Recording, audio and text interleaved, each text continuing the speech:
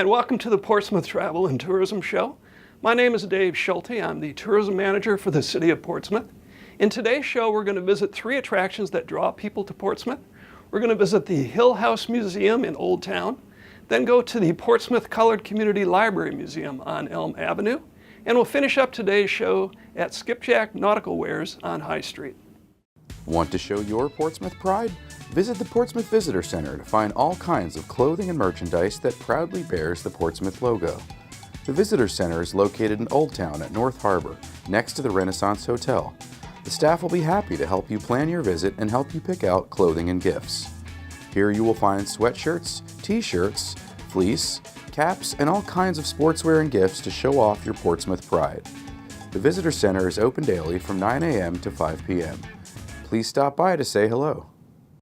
Historic Old Town is home to one of the country's largest collection of historically significant homes and churches in all of America. Let's go to the Hill House Museum and have a tour with the director, David Reitz. Hi, my name is Dave Reitz. I am the current president of the Portsmouth Historical Association, which owns and operates the Hill House Museum, a circa 1825 antebellum federal basement home, a museum that is unique to anyone you would want to visit throughout the United States. Why? Because everything in it is original to the family, the way they left it. So imagine a family goes on a Sunday stroll and never returns back to the home. That's the Hill House Museum. You walk into the Hill House Museum and everything in it is original. The last generation of the Hill family passed away in the 1960s, and they gave the museum to the Portsmouth Historical Association, which owns and operates it as a museum and is open for tours. So if you want to go back in time, come to the Hill House Museum. Currently right now we're in the kitchen. In the kitchen, as you can see, we have a fireplace where the family first probably cooked their meals. Then we have a U.S. Army cast iron stove and then a 1950s electric range. In the kitchen you also see a Kohler electric sink, which is actually Portsmouth's first dishwasher. We actually even have the directions from 1926. So come to the Hill House Museum if you want to go back in time. When you walk into the Hill House Museum, into the foyer, where 4 presidents, Tyler, Fillmore, Polk, and Buchanan, entered this house, you will see 2 portraits. Of course, this is an antebellum home, so Stonewall Jackson and Robert E. Lee are hanging on our walls, showing that the Civil War was important during this time of this home. Also, you'll see Chandler Hill, who fought in the Battle of Crater in Petersburg, hanging on the wall, his portrait. All right, so as you leave the foyer, you're going to walk into the parlors. You're going to walk through a doorway that enters into a very large parlor. In both sides of the room, you have beautiful gold-gilded pier mirrors that anchor both sides of the room. You also see 2 fireplaces, and the room is decorated in a style from Versailles in the south of France. When the Hill House family visited Europe at that time, they came back and they just loved the look. So what they did is they furnished those 2 parlors in the look that they found in Versailles. Also, you'll see 2 beautiful chandeliers. They are Mitchell Vance chandeliers that are hanging in the parlors. They are half gas and half electric. So what happened is the family with the chandeliers went and they took down the chandelier when it was gas and they added the electric arms and put it back up. So it's half gas and half electric. The 2 fireplaces that I spoke of earlier, actually one is set up for the winter and one is set up for the summertime. As you can see, there's coal that's in the fireplace and it's set up. And then in the other fireplace, they took the shield and put it over it. So in the summertime, when they didn't need the fireplaces, they put the shield over it. You also have a beautiful oriental rug that's on the floor from Sloan's in New York. Again, the family was very well traveled. So during their travels to New York, that's whenever they picked up many of the items that happen to be in the Hill House Museum. Okay, we've just left the beautiful parlors. Now we're stepping down into the music room. The music room is a great place where the family probably would have sat and listened to music. You'll see a beautiful piano. You'll see a Hawaiian violin. You also see the 2 oldest pieces of furniture in the house in these rooms. What it is we have two corner cabinets, and they are rosewood with inlaid ivory. They're actually 16th century cabinets. So in the music room, you not only listen to the Victrola, you played the piano or the violin. Now we're going to walk into Grandma Collins' bedroom. This is a fantastic bedroom, and Grandma Collins actually moved into the house around 1850 when her husband treated the yellow fever epidemic victims in 1855, which almost wiped out the entire population of Portsmouth and Norfolk. In turn, he received the yellow fever epidemic and died. Then Grandma moved into the house. And in this room is where she would have slept. You also see a beautiful American walnut cabinet that is built in from the floor to the ceiling, and it cannot be moved. Also in this room, we have a chalk ledge where we believe Grandma may have schooled some of the students, taught them many different lessons, their ABCs, in this room. All right, now we're going to walk upstairs to the third floor. As we're walking upstairs, please take note of the 1800 grandfather clock that's on the landing. It has an English face with American walnut base. As you enter into the third floor bedrooms, you'll see an American Teaster bed with a beautiful canopy on top. You also see two fireplaces in both of the bedrooms. You also see something that's kind of unique to an 1825 house: closets. Do you believe they had closets back then? You will walk into this room and see two closets, about a foot deep, not very deep, but they had their closets. Also, you'll notice two spiritual figures that are in the room that actually in Victorian times, you always had a spiritual figure that looked to the heavens as you slept. So someone was always watching over you.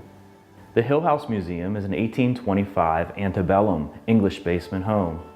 The house has a brick exterior, and also in the front of the house it has Italian marble in the front, and it has granite sills on all the windows on the sides. The house was built entirely by brick, by a brickyard, by one of the neighbors down the street. Actually had a brickyard and had his servants build this house in 1825. Portsmouth is rich in African American history, and much of that story is told at the Portsmouth Colored Community Library Museum. Let's go there now for a tour with the curator, Diane Cripps.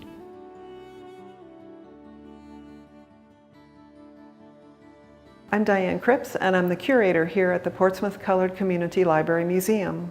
We're standing in the Portsmouth Colored Community Library Museum. It's one of 5 museums that are part of the Portsmouth City's Museum, the City of Portsmouth's Museums Department. We have 3 museums that focus on history, and this one is the most recent addition. It's only been in the past couple of years that this has been part of the city's museums department, and it really helps us tell a crucial part of Portsmouth's history. It's a building that is a survivor, and it's a small building with a large story to tell. So when you come here, it may not look particularly impressive from the outside, but it does have a lot of history to tell on the inside. It's a building that's only been around since 1945, but it's a rare survivor of the era of segregation in Portsmouth. This is a period of history without a lot of physical remnants, and this building is actually a preserved piece of that time period. In the very early part of the 20th century, Portsmouth did establish a city library, but from the very start, it was only available to white residents of Portsmouth. From the late 19th century on into the middle of the 20th century, segregation was the law of the land, and it got particularly legislative in the 1920s and 30s. In that time period in Portsmouth, African Americans did not have access to library services, and it's not usually something you think much about when you think about segregation. There's, sort of more well-known parts of it, like having 2 entrances to a business, or not even being able to use a particular water fountain or wash your hands at the same sink. But intellectual access to things like education and library services, those were affected by segregation too. And in the late 1920s, there was a group of citizens in Portsmouth who decided that they needed to correct that. They were led by a Reverend Burchett from St. James Episcopal Church, which is a building and a church that still exists here in Portsmouth. They established a reading room at the church, and that was the earliest instance here in Portsmouth where African Americans could access what was essentially a small library collection. That little reading room lasted until about the beginning of World War II, and then it ran out of some of the funding it was getting from a New Deal era program. And so that group of citizens who knew how important library services were kind of reconstituted themselves and worked on reestablishing an actual physical library here in Portsmouth. And because World War II was happening, there was actually a law on the books that said you couldn't spend more than $10,000 as a municipality to build a building that didn't have to do with the war effort. So there were some limitations on what they could build, and the city said if you all as the Library Association could raise the money for the land, we'll build the building. And that's what they did. These folks went almost door to door and took donations large and small to buy the land that was over at South Street and Effingham, and the city built this little building. And from the very start, it was sort of the heart of its own community. That area of town was the black business district because of segregation, African Americans couldn't visit all of the same businesses as white folks in town. So the library was really almost a small community center, and a lot of the people we've interviewed or talked to or seen on video interviews have talked about how they came here almost daily to interact with the staff and read daily newspapers and magazines. And there was one person who was the librarian here for the entire 18-year history that the library existed, Bertha Edwards. A lot of people remember her. She hasn't been gone all that long, so there's a lot of living folks who still remember what an asset she was to this library. And she really made it her goal. She was a local person who graduated from I.C. Norcom High School and went to Hampton University. She was hired as a librarian, and like I said, she stayed here through the existence of this library and even worked once integration came for the city library system. So she had a long history here in Portsmouth, and people remember her being incredibly generous with her time. She helped people come in and do things like fill out forms or do research, school projects. She was just a lot of things to a lot of people, and they have wonderful memories about it, about her and about this building. The building itself had its own career through the early 1960s, but as we know, that was the era of the civil rights movement, and people were trying to correct the inequalities of segregation through protests, through legal means, and that's what happened here in Portsmouth. Two dentists, Dr. Holly and Dr. Owens, actually tried in 1958 to get library cards at the White Library, and they were denied, so they brought a lawsuit. And that took about 2 years to go through the legal system, and they won their lawsuit in 1960, and by 1962, the library was integrated, and that put this building out of a job. And that was the point at which the city library in Portsmouth moved from its previous location in a building that doesn't exist anymore to the main library that's on Court Street today. And Mrs. Edwards transferred to the staff there and worked on including African American history and African American authors in the library collection. One of my favorite things here in the library is that we do have some original books that came from this library's collection, and they still have the stamp inside of them that say Portsmouth Community Library, because that was the original name of this building, and that means that they were here in this building as part of the original library collection. The building actually got moved, or has been moved, twice. I love buildings that have been on the move because that means someone really cared about them and cared enough to pick up an entire architectural structure and move it someplace else. It was adopted by Ebenezer Baptist Church for a while after it stopped being a library, and they used it for spare space. And by the early 2000s, they hadn't been using it much anymore, and it was kind of falling into disrepair. And the African American Historical Society in Portsmouth created an effort to preserve the building, and that's exactly what happened. And by about 2006, 2007, the building was actually moved to this spot where it is now on Elm Avenue so that it could be restored and turned into a museum. And when you visit the building today, it's not very large, but like I said, it has a large story to tell, and we hope visitors will come in and reflect on what the building really meant to people and what the real importance of intellectual access and educational access means to all of us. We have a lovely video that you can watch when you come here. It takes about 10 or 12 minutes, and it's got a lot of folks sharing their memories, people who were patrons of the library as young people, sharing what they remember about coming in here on a regular basis, having access to magazines and books and being able to do their schoolwork, and what that really meant for them in the long term. And there's one gentleman on the video that is my favorite, because he talks about how he came here for years, and between this library and his own education, once he got a little older, he joined the military, and he said the things he had access to here really gave him a cultural basis with which to face the world. Once he got out into the military and met a lot of different people and went to a lot of different places. And I'm a big believer in education, and I know the opportunities I've had, and I can't imagine what my life would have been like if I had not just had access to that, but actually been denied that. And so I think he really summed up what it means to be able to develop your intellect and take that knowledge out into the world and be able to function better as a human being. We'd love to have you come and visit us here at the Portsmouth Colored Community Library Museum. If you Google us, you'll find our website where we have our hours listed and upcoming events and programs that will help you understand more about this important era in Portsmouth's history. Historic Old Town is home to several arts attractions and antique stores that draw visitors from all over the region.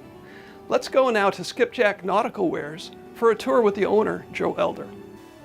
My name is Joe Elder. I'm the co-owner of Skipjack Nautical Wares and Marine Art Gallery in Old Town, Portsmouth, Virginia. We are now going on our 15th year in business. Skipjack Nautical Wares started in Virginia Beach, Virginia in 2003. We were located on the south side of Virginia Beach. So we came over here and immediately said, this is the place. And it had other great antique shops and art galleries and wonderful restaurants, museums. It was on the 0 mile marker of the Intracoastal Waterway. So they had lots of boating activity, traveling boaters on the ICW, sort of like what Annapolis has. So it's a big boating community. It felt right. There was great old buildings here. And so we packed up and moved. And we've been here ever since. This is our third, and as my wife says, last location. We started across the street, and then after a few years there, we moved to the riverfront, and we were at the riverfront for about 8 years. And now we're back up on the 600 block of High Street. And this is a wonderful showroom. It's full of great things for you to come in and peruse around and look at if you're into nautical. A little bit about what we do. Skipjack is designed primarily authentic products. It's authentic things from ships and yachts. A lot of things that we have repurposed and made into functional items for coastal homeowners, which is truly where our market is.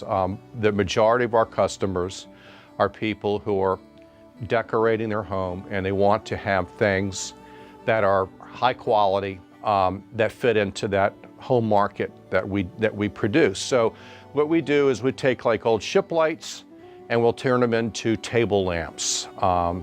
Or we'll take an old ship's grate or a hatch cover from a World War II Liberty ship and make them into coffee tables and end tables. And there's a lot of other types of things that we will, ship salvage and such, that we will take and produce for the coastal homeowners. And that's pretty much what we do. And that is, our customers are worldwide. And we get a lot, of course, into our showroom, but the bulk of our customers are shopping on our web store, and we ship all over the world. So it's wonderful that we're here in Old Town, but we also sell to customers pretty much to all over the United States and abroad. What makes Skipjack a little bit more unique than our competitors is the fact that most of our other stores that sell things like us tend to be more to either nautical antiques, or they're more into marine art, or they might sell nautical decor and gifts. And then there's also like the companies that do apparel. And so what we do is we sort of do it all. We have various departments. We have our own clothing line. We have all of the various things for the coastal home. We are a marine art gallery. So it's all under one roof. And that's sort of what we've become known for as being pretty much the most diverse of all the stores that are in this. And there's not a whole lot of shops like this anymore. Most of them, if you were to visit them, are going to be in California. They might be up in New England. You might find a few down in Florida, but that's pretty much the market for it in the United States. I'm also this year's president of the Old Town Business Association, and our focus is to try to promote all the local downtown businesses. We are seeing a real great surge of new businesses coming in, which we're really excited about. Everything from Legends Brewery from Richmond, who is the oldest microbrewery in the state of Virginia. We have a distillery opening up just a couple blocks away. We have all kinds of new restaurants and specialty stores that are filling in our High Street corridor. Allison and I really love living in Old Town. We have a house in a historic district, and we're just a few blocks away. We can walk to work. We have all these wonderful restaurants that we can dine in. We have the Commodore Theater, which is second to none. It's just wonderful things that we have. The museums are great products, and people come from all over the world to go to them. So there's just, for a small downtown, we have a lot to offer, and I'm so pleased to be a part of that. Welcome to Portsmouth, Virginia, a waterfront community that invites you to discover our fascinating history, family fun, outdoor recreation, arts, entertainment, shopping, dining, and colorful special events. Located in the heart of coastal Virginia in the region known as Hampton Roads, Portsmouth is close to Virginia Beach, Norfolk, and Williamsburg. In fact, it's this unique location on one of the world's deepest natural harbors where our story begins. In 1752, merchant and ship owner Colonel William Crawford laid out plans for a new town on the banks of the Elizabeth River that he named in honor of Portsmouth, England. Thanks to Portsmouth's deep natural harbor, the Gosport Shipyard was founded here in 1767. Shipbuilding was the high-tech industry of that time, and Portsmouth quickly became a center of maritime trade in colonial America. As the town grew, wealthy ship owners and sea captains built homes and churches along the waterfront in what is now known as Old Town. During the Revolutionary War, British troops seized Portsmouth because of the strategic importance of the shipyard. But unlike other captured American towns that were burned to the ground, Portsmouth was spared, and that's how Old Town survived. Today, Old Town is the site of one of America's largest collections of architecturally noteworthy 18th and 19th century homes.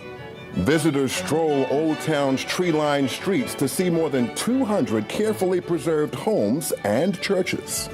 And Old Town's unique specialty stores and one-of-a-kind restaurants make for an enjoyable place to spend the day.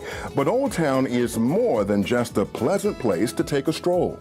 Today, it is home to major attractions that delight the whole family. The Children's Museum of Virginia is the state's largest and most awesome kids' kingdom.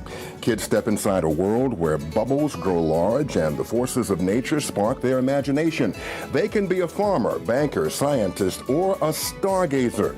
Adults will think they are having an educational experience, but the kids are just having lots of fun. The Virginia Sports Hall of Fame and Museum showcases the state's meets sports legends and provides a hands-on interactive experience that the whole family will enjoy. Its 9 exhibit areas showcase 20 sports where you can test your skill at baseball, football, soccer, basketball, NASCAR racing, and others. Learn about our maritime history at the Portsmouth Naval Shipyard Museum, where you'll find beautiful ship models, military artifacts, and exhibits spanning 250 years of Portsmouth's history. Built in 1915, the lightship Portsmouth was equipped with a beacon that guided mariners off the coast of the Atlantic Ocean. Tour the ship's quarters to learn how the men of the lightship service lived during their months at sea. The Fresnel lens on display at the waterfront came from a lighthouse that served Virginia's eastern shore in the 1800s. The Hill House Museum in Old Town is an excellent example of an English basement home that was constructed in the Federal style for a wealthy ship's captain.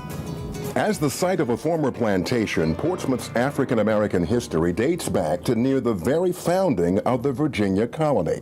Before the Civil War, Portsmouth was a pivotal stop on the Underground Railroad, the network of citizens and churches that helped enslaved people escape to the north and freedom. The Emmanuel AME Church in Old Town protected runaway slaves as they waited to be spirited aboard ships heading to New England and Canada. The Portsmouth Community Colored Library Museum brings African American history alive through books, artifacts, hands-on activities, and interactive programs designed to promote pride, cultural diversity, activism, and understanding. The Railroad Museum of Virginia delights rail fans with an early 1900s Norfolk and Western steam locomotive, dining car, caboose, and depot-style platform. The Jewish Museum and Cultural Center houses rare artifacts and exhibits that tell the history of the Hampton Roads Jewish community. If the arts and entertainment are more your style, you've come to the right place. The Portsmouth Pavilion is a riverfront performing arts center that hosts some of the biggest names in show business. With 6,500 seats and a waterfront ambiance, it's the perfect setting for a night of unforgettable entertainment. Housed in the historic 1846 courthouse, the Portsmouth Art and Cultural Center presents visual art exhibits, lectures, classes, and performances that bring the works of world-renowned artists to Old Town. The galleries of the Visual Arts Center of Tidewater Community College feature exhibitions by regional and national artists, as well as students and faculty members.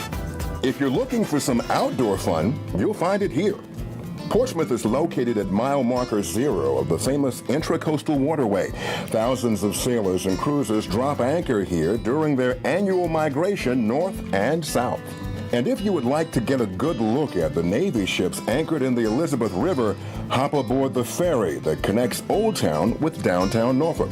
Bidewee Golf Course is one of the nation's finest public courses. Its soaring pines and immaculate playing conditions earned a 4-star rating from Golf Digest magazine. If you prefer to hike or kayak, Hoffler Creek Wildlife Preserve is just the ticket. This 142-acre wildlife preserve provides a thriving habitat for plants and animals native to Virginia.